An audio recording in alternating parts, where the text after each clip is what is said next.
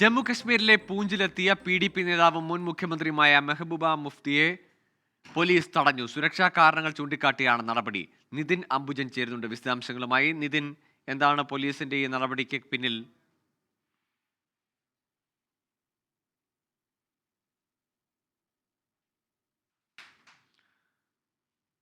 ജമ്മു കശ്മീരിലെ പൂഞ്ചിലെത്തിയ PDP നേതാവും മുൻ മുഖ്യമന്ത്രിയുമായ മെഹബൂബ മുഫ്തിയാണ് പോലീസ് തടഞ്ഞിരിക്കുന്നത്. നിതിൻ അംബുജൻ ചേരുന്നുണ്ട് വിശദാംശങ്ങളുമായി. നിതിൻ, എന്താണ് പോലീസ് ഇത്തരത്തിൽ മെഹബൂബ മുഫ്തിയെ തടയാനുള്ള സാഹചര്യം?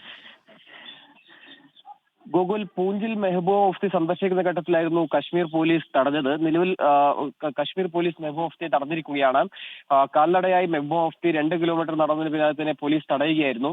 കഴിഞ്ഞ ദിവസം, അതായത് പൂഞ്ചിലെ ഭീകരാക്രമണത്തിന് ശേഷം 3 യുവാക്കളെ സേന ചോദ്യം ചെയ്യാൻ വിളിപ്പിച്ചിരുന്നു. അതിനുശേഷം ഈ 3 യുവാക്കൾ ദുരൂഹ സാഹചര്യത്തിൽ കൊല്ലപ്പെട്ട നിലയിൽ കണ്ടെത്തി.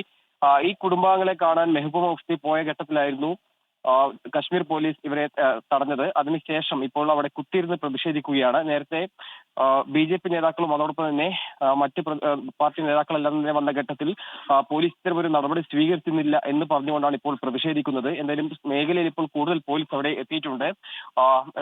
ഈ കുടുംബാംഗങ്ങളെ സന്ദർശിക്കാതെ പിന്മാറില്ല എന്നാണ് മെഹബൂബ മുഫ്തി ഇപ്പോൾ അറിയിച്ചിരിക്കുന്നത്.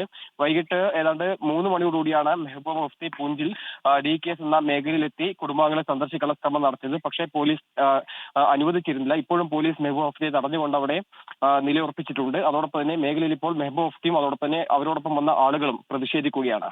ശരി നിതിൻ.